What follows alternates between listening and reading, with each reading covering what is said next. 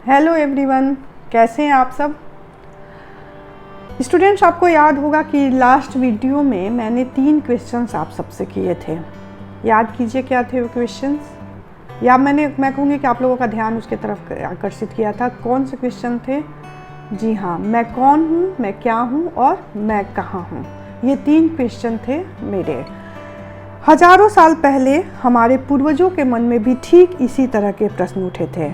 वर्षों मनन और मंथन के बाद उन्होंने जो उत्तर पाए उसका महत्व आज तक बना हुआ है।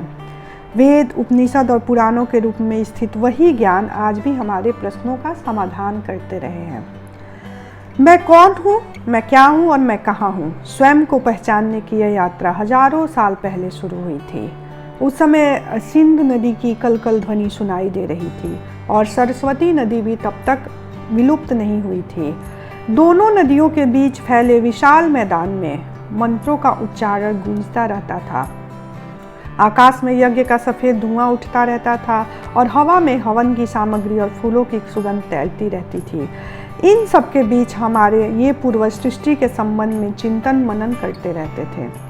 और यहीं पर एक बार का चित्र है जहाँ अरुंधति मुनि वशिष्ठ से कहती हैं, मुनि वशिष्ठ आंखें खोलिए, कितने दिन हो गए आपने आहार ग्रहण नहीं किया, कुछ खा लीजिए, आखिर किस चिंता में खोए हैं आप। तब मुनि बोलते हैं, मेरी जीवन संगिनी, मुझे जब तक अपने प्रश्नों का उत्तर नहीं मिल जाता मुझे चैन नहीं आएगा। भूख प्यास तो छोड़ो, मुझे सांस लेने की भी सुध नहीं रहती। अरुंधति कहती हैं कि ऐसा कौन सा प्रश्न आ गया आपके सामने स्वामी। वशिष्ठ जी तब बताते हैं, मात्र मेरे ही नहीं बल्कि अनेक बांधुओं के मन में यह प्रश्न आया है। उन्हीं में से एक है मधुचंदा ऋषि के पुत्र जिन्होंने मुझसे पूछा है। तब पूछती हैं उनकी अरुंधति की, आखिर ऐसा क्या पूछ दिया उन्होंने जिससे आप इतने परेशान हैं। तब बताते हैं वशिष्ठ जी कि उनका प्रश्न है, यह मेरा मन है या बाढ़ है? इस प्राण को किसने छोड़ा जो यह हवा में लहरा रहा है?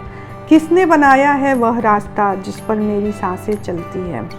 कौन है जो मेरी इस वाणी को प्रेरित करता है? किसके आदेश पर मेरे और आँख और कान काम कर रहे हैं? मुनिवर, ये सब प्रश्न मुझे परेशान कर रहे हैं, कृपया आप इस प्रश्नों के समाधान का प्रयास करें। अरुंधति प्रश्नों को सुनकर बोलती हैं, मुनिवर कैसे खोजिएगा इन प्रश्नों का उत्तर आप? तब वशिष्ठ जी बोलते हैं कि जैसे पहले खोजता रहा हूँ, ध्यान करके, उपवास करके, तपस्या या साधना करके, अपने चित्त को एकाग्र करने पर इसका उत्तर स्वयं ही मिल जाएगा। तब अरुंधति आश्वासन देती हैं, आपने पहले भी कई मंत्र रचे हैं स्वामी, मुझे विश्वास है इसका मंत्र का भी उत्तर आप ढूंढ ही लेंगे। तब वशिष्ठ जी बोलते हैं कि मैंने मंत्र नहीं रचा है अरुंधति, उन्हें तो ईश्वर ने रचा है। बस मैंने उन मंत्रों को देखा है जिस तरह तुम अपनी आँखों से दूर आकाश में उड़ते हुए पक्षियों को देख लेती हो, उसी तरह मैंने अपने मन की आँखों से, दिव्य दृष्टि से इन मंत्रों को देख लिया है। इसलिए मुझे मंत्र दृष्टा ऋषि भी कहा जाता है, तुम तो जानती ही हो। और ऋषि अर्थात जो दूर तक देख सके। ऋषि दर्शनार्थ सतो मान दर्शनम, ऋषि की परिभाषा भी यही दी गई है, यानी ऋषियों ने मंत्रों को देखा। वे अनुमान नहीं लगाते थे बल्कि वे सत्य के शब्द रूप को साफ साफ देख लेते थे। इसी कारण वेदों को ईश्वर की वाणी कहा जाता है। इन ऋषियों ने अपने तपोबल से भीतर के कानों को भी जागृत किया और देववाणी में वेद के मंत्रों को सुना, इसलिए वेद को श्रुति भी कहा जाता है। सो तो नहीं गए आप सब? जी नहीं, सोइएगा नहीं।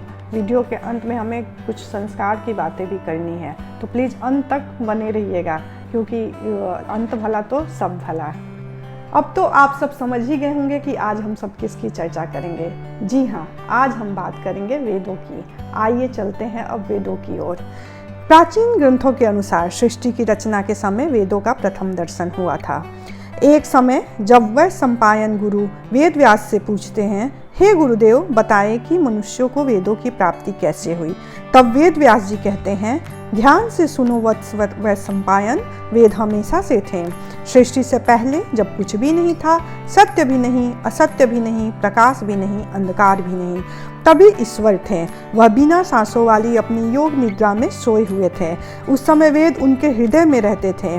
सृष्टि की रचना के दौरान उन्होंने ब्रह्म जी को वेद प्रदान किए और फिर ब्रह्म जी से अग्नि, वायु और सूर्य देव को वेद की प्राप्ति हुई। आगे चलकर उन्हीं से मनुष्यों के बीच वेदों का प्रसार हुआ।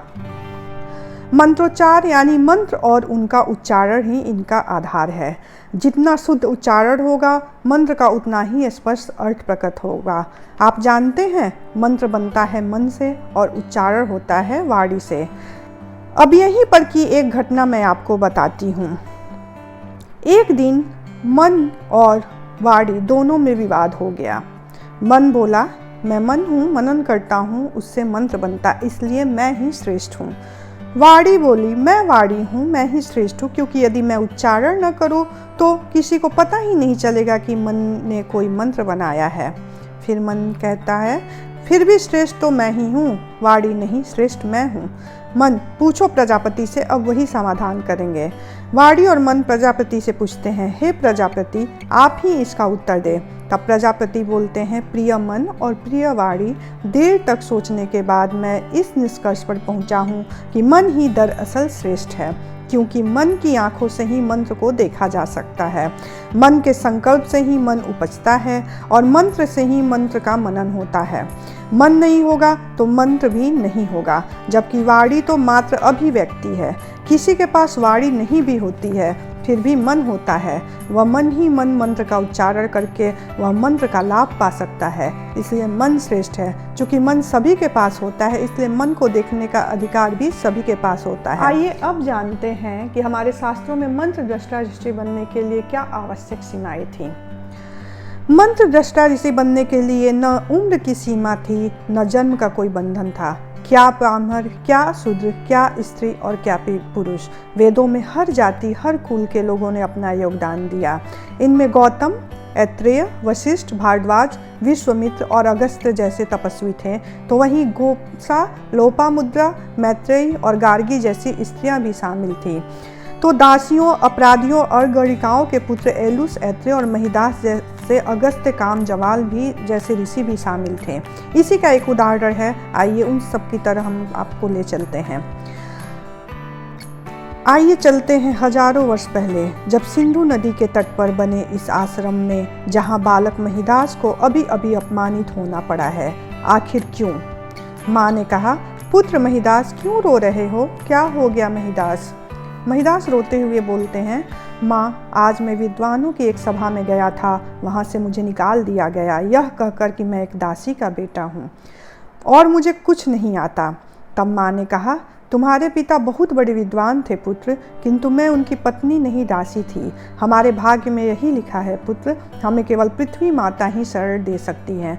तब महिदास कहते हैं, हाँ, पृथ्वी भी तो मेरी माता ही है, मैं उन्हें प्रसन्न करूँगा, उनसे ज्ञान प्राप्त करूँगा। पर माँ तब यह जिज्ञासा करती हैं कि पर कैसे पुत्र, तुझे तो कोई मंत्र भी नहीं आता। इस पर महिदास कहते हैं, भूल गई माँ, मैं उस विद्वान पिता का पुत्र हूँ जिसे मैं नहीं जानता। इन यज्ञशाला के पास खड़े होकर मैंने अनेकों ऋषियों को सुना है। वे कहते हैं, यथा अज्ञ मत ध्यानतः, अर्थात ध्यान का कोई सीमा नहीं होता। जिस तरीके से तुम्हारा चित्त एकाग्र हो सके उसी तरीके से ध्यान लगाओ, चाहे क्रोध से ही सही। तो मैं महिदास अपने क्रोध को एकाग्र करूंगा और अपने आप को इस योग्य बनाऊंगा कि स्वयं सृष्टि मेरे समक्ष अपने रहस्य को प्रकट कर दे। और इसके बाद महिदास एक लंबी तपस्या में लग गए। वर्षों बाद उनके सामने एक विशाल प्रकाश पुंज प्रकट हुआ। प्रकाश पुंज से ध्वनि हुई, उठो महिदास, कहो क्या मनोकामना है तुम्हारी। महिदास बोलते हैं, माते, वेदों से संबंधित वह ज्ञान मुझे दीजिए जो किसी और के पास नहीं है। प्रकाश पुंज से फिर गर्जना हुई, तथास्तु पुत्र, यह मंत्र याद रखो, अयम आत्मा ब्रह्मम, अर्थात यह आत्मा ही ब्रह्म है, ईश्वर तुम्हारे भीतर हैं। इसके बाद महिदास वेदों के महान महर्षि बन गए। शूद्रदासी इतरा का पुत्र होने के कारण उन्हें ऐत्रेय नाम दिया गया। उनके माध्यम से वेद का एक बहुत बड़ा हिस्सा प्रकट हुआ, जिसे ऋग्वेद की ऐत्रेय शाखा कहा जाता है। अयम आत्मा ब्रह्म के माध्यम से उन्होंने आत्म और ब्रह्म ज्ञान का जो ज्ञान प्रकाशित किया, उसे ऐत्रेय उपनिषद कहा जाता है। वेदों की यह वाणी बहुत विशाल है जो सबके कल्याण के लिए है। किसी एक देश, किसी एक जाति या किसी एक कुल या कहें किसी एक भाषा के लिए नहीं है, बल्कि जो कोई भी ज्ञान का प्यासा है उसके लिए वेदों के दरवाजे हमेशा हमेशा के लिए खुले हैं। वेदों को परोसीय माना गया है क्योंकि ये स्वयं ईश्वर द्वारा दिए गए वचन या हम कहेंगे ईश्वर की वाणी है। इन वेदों को विस्तार पूर्वक समझने के लिए सनातन धर्म को हम दो भागों में बांट सकते हैं, एक श्रुति शास्त्र, दूसरा स्मृति शास्त्र। श्रुति शास्त्र वे ज्ञान हैं जिनको सुनाया या सुना गया है। गुरु शिष्य की परंपरा अर्थात गुरु से ज्ञान सुनकर शिष्य उन्हें ग्रहण कर लेते थे। ये परंपरा ऐसे ही चलती रहती थी। बाद में कृष्ण द्वैपायन वेद व्यास ने इन सभी मौखिक ज्ञानों को एक जगह इकट्ठा कर उन्हें 4 भागों में बांटा, जिन्हें हम ऋग्वेद, यजुर्वेद, सामवेद और अथर्ववेद के नाम से जानते हैं। वही स्मृति शास्त्र का मतलब है याद किया हुआ शास्त्र। चूँकि वेदों को समझना बहुत कठिन है, इसलिए कहानियों और नैतिक उपदेशों के द्वारा उन्हें सामान्य मनुष्य तक स्मृति शास्त्र के द्वारा पहुंचाया गया था। इसीलिए इसे स्मृति शास्त्र कहा गया है। स्मृति शास्त्र के उदाहरण हैं जैसे रामायण, महाभारत, गीता, पुराण आदि। अब थोड़ा विस्तार से हम वेदों के बारे में जानने की कोशिश करते हैं। वेद व्यास ने यह 4 हिस्से जिसे ऋग्वेद, यजुर्वेद, सामवेद और अथर्ववेद में बांटा था, इन 4 हिस्सों में बांटने के बाद अपने ही 4 परम शिष्यों को उन्हें ये ज्ञान सौंप दिया। जैसे ऋग्वेद के ज्ञान का ग्रहण उनके परम शिष्य पहले ऋषि ने किया, वहीं यजुर्वेद उनके ज्ञान का ग्रहण उनके दूसरे शिष्य वैशंपायन ने किया, सामवेद के ज्ञान का ग्रहण ऋषि जैमिनी ने किया और अंत में अथर्ववेद के ज्ञान का ग्रहण सामंतु ऋषि ने किया। फिर वहाँ से यह दिव्य ज्ञान आगे की तरफ बढ़ता चला गया। अब इन वेदों में कौन सा ज्ञान पाया जाता है और चारों वेद किस प्रकार आपस में अलग हैं, इसके बारे में हम जानने की कोशिश करते हैं। जैसा कि हमने कहा है कि वेद 4 प्रकार के हैं, ऋग्वेद, यजुर्वेद, सामवेद और अथर्ववेद। हर वेद के अंदर हमें 4 मुख्य चीज़ें मिलती हैं, जिनके नाम हैं संहिता, ब्राह्मण, आरण्यक और उपनिषद। जी हाँ, संहिता जो है वो हिंदू धर्म के पवित्र और सर्वोच्च धर्म ग्रंथ और वेदों के मंत्र वाला खंड है। इसकी भाषा वैदिक संस्कृत में होती है और 4 वेद होने की वजह से 4 संहिताएं भी होती हैं, जैसे ऋग्वेद संहिता, सामवेद संहिता, यजुर्वेद संहिता और अथर्ववेद संहिता। दूसरे संहिता का नाम है ब्राह्मण संहिता। ब्राह्मण ग्रंथ मुख्य रूप से ब्राह्मण ग्रंथों और ब्राह्मण अनुष्ठानों के प्रदर्शन के लिए निर्धारित नियमों से संबंधित ग्रंथ हैं। इनमें मुख्य रूप से देवताओं से जुड़े हुए यज्ञों के नियम और अधिनियम बताए गए हैं और हर वेद के पास 1 या उससे अधिक ब्राह्मण ग्रंथ है। अब बात करते हैं आरण्यक की। आरण्यक यह वैदिक साहित्य का तीसरा हिस्सा है। इनमें दर्शन और ज्ञान की बातें लिखी हुई हैं। आरण्यक का मुख्य विषय यज्ञ भागों का अनुष्ठान न होकर अनुष्ठानों के आध्यात्मिक ज्ञान पर ज़्यादा केंद्रित है। इनमें प्राण विद्या का विशेष वर्णन हुआ है। अब अंत में हम बात करते हैं उपनिषद की। उपनिषद वेदों के सबसे महत्वपूर्ण हिस्सों में आते हैं। इनमें परमेश्वर परमात्मा और आत्मा के स्वभाव और उनके बीच के संबंधों का बहुत ही दार्शनिक और ज्ञानपूर्वक वर्णन किया गया है। मुक्तोपनिषद के अनुसार कुल 108 उपनिषद को 4 वेदों में अलग अलग भागों में विभाजित कर दिया गया है और फिर इन उपनिषदों को भी वेदों में अलग अलग 7 भागों में विभाजित किया गया है, जिनके नाम हैं मुख्य, सामान्य, संन्यास, वैष्णव, शैव, शाक्त और योग। अब हम बात करेंगे वेदों के बारे में और जानने की कोशिश करेंगे कि ये वेद आपस में किस तरह भिन्न है। चलिए शुरुआत करते हैं ऋग्वेद से। उसके पहले मैं ये रिक्वेस्ट करती हूँ कि आप लोग प्लीज़ सोइएगा नहीं, बल्कि पूरा वीडियो सुनिएगा, क्योंकि अंत में संस्कार की बातें भी जो करनी है। ठीक है, अब चर्चा करते हैं ऋग्वेद की। हिंदू धर्म के सबसे आरंभिक ज्ञान के स्रोतों में से एक है ऋग्वेद। ऋग्वेद मुख्य रूप से हमें विज्ञान के बारे में बताता है और इसी कारण इसे विज्ञान कांड का ग्रंथ भी कहा जाता है। विज्ञान में ज्ञान, कर्म, उपासना सभी विद्यमान रहते हैं। अब थोड़ा और डिटेल्स में समझते हैं।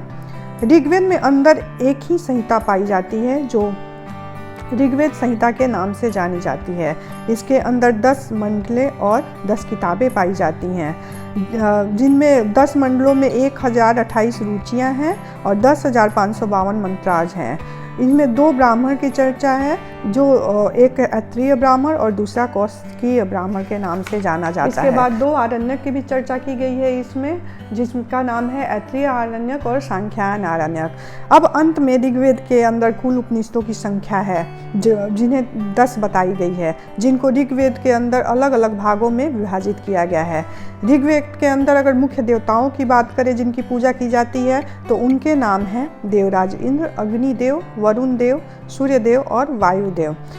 ऋग्वेद के अंदर पुरुष और स्त्रियों की व्याख्या भी मिलती है, जिनके नाम है ऋषि अंगिरा, ऋषि अगस्त और मुनि वशिष्ठ। पर ऋग्वेद के अंदर एक विशेष पुजारी होते थे जिनको हाथ के नाम से जाना जाता था।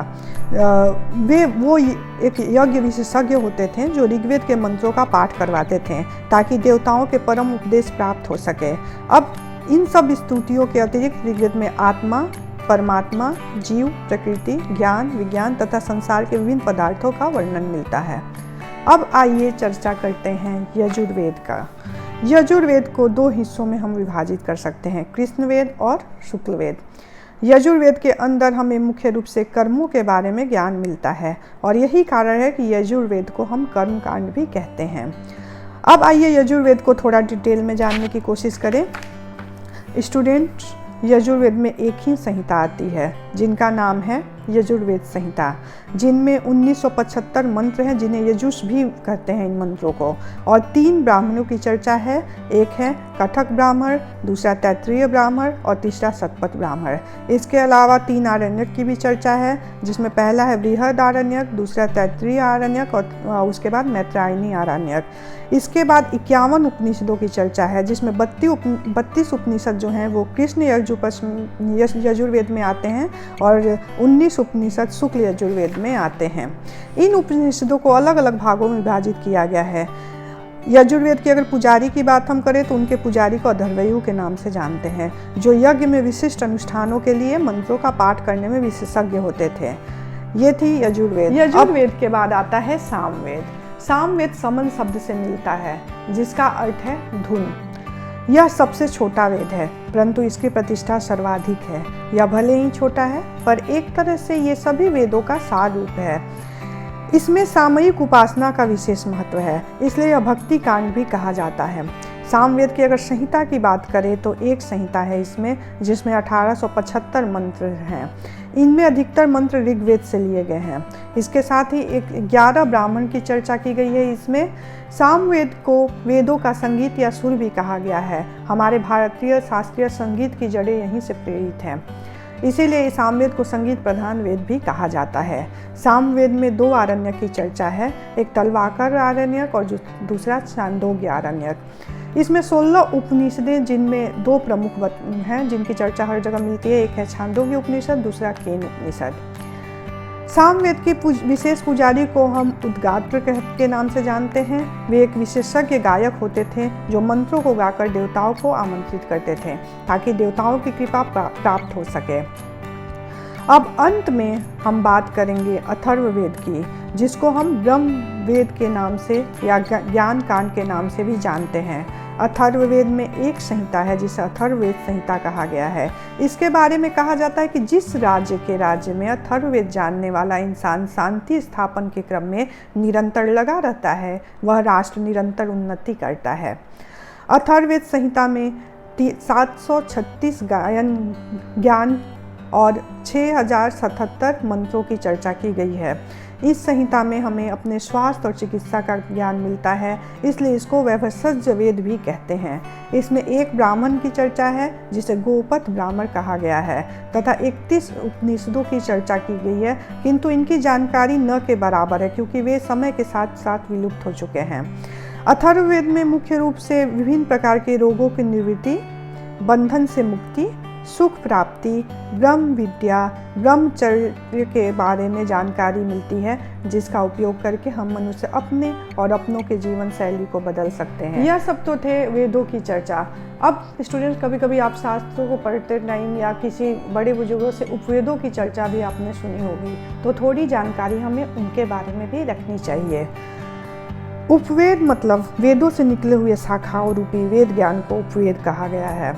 यह भी 4 प्रकार की हैं, जैसे वेद हमारे 4 प्रकार के हैं। जैसे ऋग्वेद से जो उपवेद निकला उसे आयुर्वेद उपवेद कहा गया है। यजुर्वेद से निकले उपवेद को धनुर्वेद उपवेद कहा गया है। सामवेद से निकले उपवेद को गंधर्व उपवेद कहा गया है और अथर्ववेद से निकले उपवेद को शिल्पवेद उपवेद कहा गया है। अब जैसा कि नाम है वैसा ही इनमें ज्ञान की बातें भी कही गई है। जैसे आयुर्वेद उपवेद में जीवन से संबंधित ज्ञान है।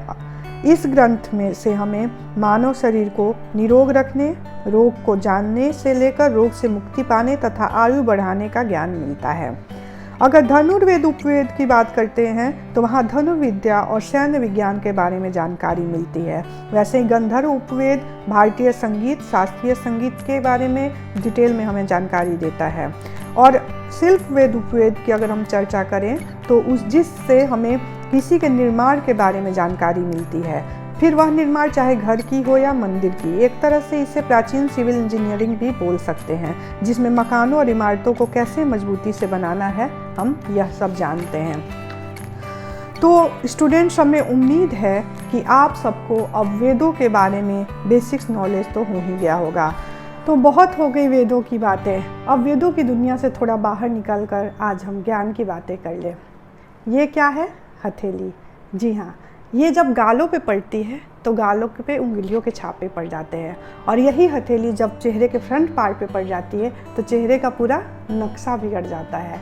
लेकिन जब यही हथेली हमारे सर के ऊपर रख दे तो बिगड़ा हुआ भविष्य हमारा सुंदर बन जाता है। जी हाँ, आज हम बात करेंगे द पावर ऑफ ब्लेसिंग्स की।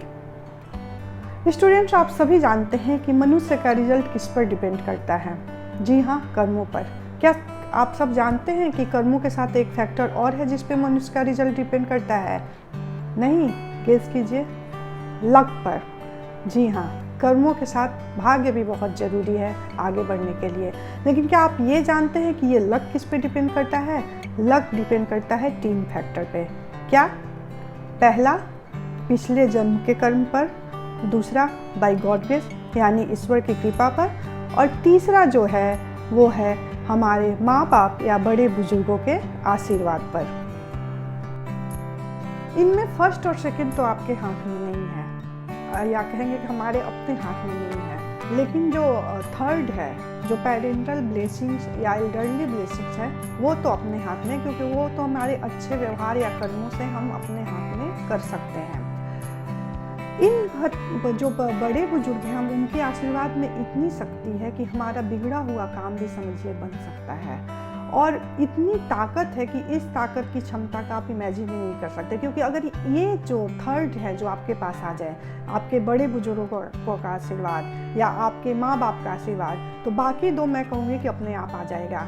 क्योंकि अगर आप बड़ों का आशीर्वाद है तो ईश्वर की कृपा तो अपने आप आपके ऊपर बनी रहेगी। क्योंकि अगर माँ बाप को भी भगवान का दर्जा दिया गया है, तो जब माँ बाप खुश तो ईश्वर भी खुश। और दूसरा जो कर्म है, जो पिछले जन्म कर्मों की हम बात कर रहे हैं, वो भी धीरे धीरे अगर उसका कुछ निगेटिव भी फल है तो अपने आप धूमिल होते जाएगा हमारे इन आशीर्वादों से। तो ये बड़ा ही पावरफुल है मेरे हिसाब से। अब आप बोलेंगे कि ये वर्क कैसे करता है, तो आपको याद होगा एक पीके मूवी आई थी आमिर खान की, आप सभी देखे होंगे स्टूडेंट। मुझे लगता है स्टूडेंट्स की तो मूवी में काफ़ी रुचि रहती है, तो कोई भी मूवी वो छोड़ते नहीं हैं। आप उसका एक सीन याद कीजिए, जब वो आमिर खान जो अलग प्लेनेट से आ जाता है अर्थ पे, और जब उसे कुछ यहाँ का लैंग्वेज और कुछ जो लोग आपस में डिस्कस करते हैं नहीं समझ में आता है, तो वो क्या करता है याद कीजिए। वो जैसे जो हीरोइन है अनुष्का शर्मा, उसके हाथ को वो अपने हाथ में पकड़ लेता है, और थोड़ी देर रखने के बाद ही उसका सारा लैंग्वेज, उसके सोच सब अपने आप इसके अंदर ट्रांसफ़र हो जाते हैं, वो ग्रैब कर लेता है। समझिए ठीक वैसे ही ये जो ब्लेसिंग्स है वो काम करते हैं। जैसे ही बड़े बुजुर्गों का हाथ हमारे सर पे आता है, जो पॉजिटिव वाइब्स है, पूरी बॉडी हमारे उस वाइब्रेशन से एकदम पूरी तरह से पॉजिटिव हो जाती है, जिसके कारण हमारी बड़ी बड़ी जो मुसीबतें हैं, जो शायद हम ऐसे उसको सामना भी न कर पाएँ, उसको बहुत ही आसानी से हम उससे निकल भी आते हैं और उस पर विजय भी पा लेते हैं, ऐसा मुझे लगता है। इसके लिए कुछ अलग से करने की ज़रूरत नहीं है। अपने 24 घंटे में से कुछ समय मैं ये कहूँगी कि अपने आसपास या अपने घर के बड़े बुजुर्गों के लिए निकालो, उनके पास बैठो, उनके साथ बातें करो, उनके साथ समय बिताओ, उनके लिए कुछ करो। ये अब हाथ जो है अपने आप आपके सर पे आ जाएगा। आप देखोगे कि उनका केवल खुश रहो बोलना ही आपके 1000 अचीवमेंट से बड़ा होगा। लेकिन ध्यान रहे कि ये केवल 1 या 2 दिन की बात नहीं है, ये आपको अपने हैबिट में लाना होगा, आपको हमेशा के लिए अपनाना होगा। आप देखोगे कि आपके पॉजिटिव वाइब्स कितनी, आपके अंदर जो प्रतिरोध, जो भी आपके अपोजिट्स आपके सामने आते हैं, उससे लड़ने की आपकी शक्ति कितनी डबल हो गई है। सो स्टूडेंट्स, आज से ही कोशिश करना शुरू कर दो। मतलब कहने का मतलब ये है कि चलो अभी से ही शुरुआत कर दो। अगर तुम घर से बाहर निकल रहे हो या कॉलेज जा रहे हो तो क्या करोगे? अपनी माँ को एक प्यार भरी झपटी देकर जाओगे। चलो कोई नहीं, अगर तुम्हारी आदत में नहीं है, तुम शर्मा रहे हो, कोई नहीं, पैर ही छू लो। देखो उनका केवल 1 दिन का खुश रहो बोलना, अच्छे से आना बेटा कहना आपके पूरे दिन की कितनी मुसीबतों को आसान बनाती है और कितने आसानी से आप पूरे दिन कितनी पॉजिटिव वाइब्स के साथ पूरा करते हो। तो यही मैं आज आप लोगों को बताना चाहती थी, इसी ब्लेसिंग्स के पावर को मैं आप तक पहुंचाना चाहती थी। सबसे पहले अपने भविष्य को सुंदर बनाना चाहते हो और अपने आप को आगे बढ़ाना चाहते हो तो शुरुआत अपने घर से करो, उससे करो जिसने तुम्हें जन्म दिया है, जिसने तुम्हारी सृष्टि की है। तो वहीं से देखो, शुरुआत अपने आप तुम वहाँ से शुरू करोगे तो जितने भी बड़े बुजुर्ग होंगे या जितने भी तुम्हारे व्यवहार में अपने आप आ जाएगा कि तुमने किसी का अपमान नहीं किया, तुमने अपने आप संस्कार डेवलप कर लिए हैं। यही है पावर ऑफ ब्लेसिंग्स की। तो चलो, मैंने अपना काम तो कर दिया, अब मुझे क्या देख रहे हो, अब आप भी अपना काम करो। जी हाँ, लाइक, शेयर और सब्सक्राइब फटाफट करो। तो ये थी आज की वीडियो और नेक्स्ट वीडियो के लिए मैं फिर से मेरी कोशिश जारी रहेगी, नए नए टॉपिक्स फिलॉसफी की लाती रहूँ। तब तक के लिए bye bye, see you all soon, thank you.